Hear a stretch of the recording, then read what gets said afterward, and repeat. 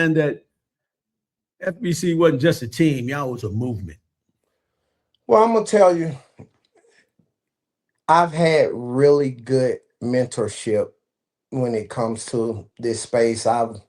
I've been a natural born leader since probably I was able to play sports, but I think one of the biggest assets that I've had and one of the biggest advantages I had, the guy that started FBC 23 years ago, Ray Mays in LA, and who eventually partnered with Brian Harmon here in Atlanta.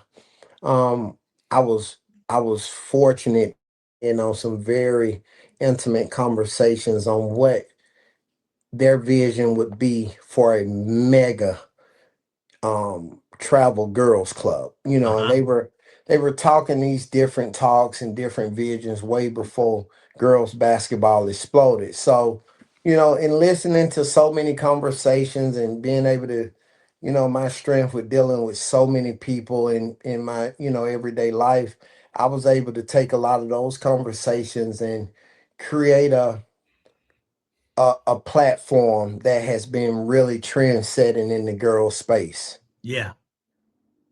Well, I tell you what was the original vision? I mean, because FBC, man, like I said, y'all the pace setters. You starting in Atlanta, but what was the original vision? You Well, touched the bases on original that. visions for Ray and Bryant was you could have two elite programs coast to coast that would, be able to compete in the West, compete in the South. I think when I connected with Bryant, we still had the same standard and the same goal. But for me, he did a lot of the work in the suburbs.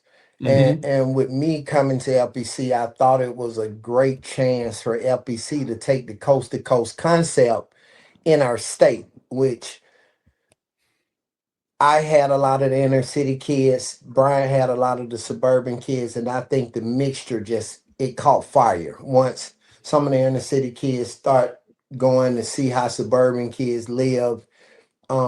It kind of taught them to appreciate everything. And Yeah. and when some of the suburban kids came and saw some of how tough the inner city kids was, it made them tougher.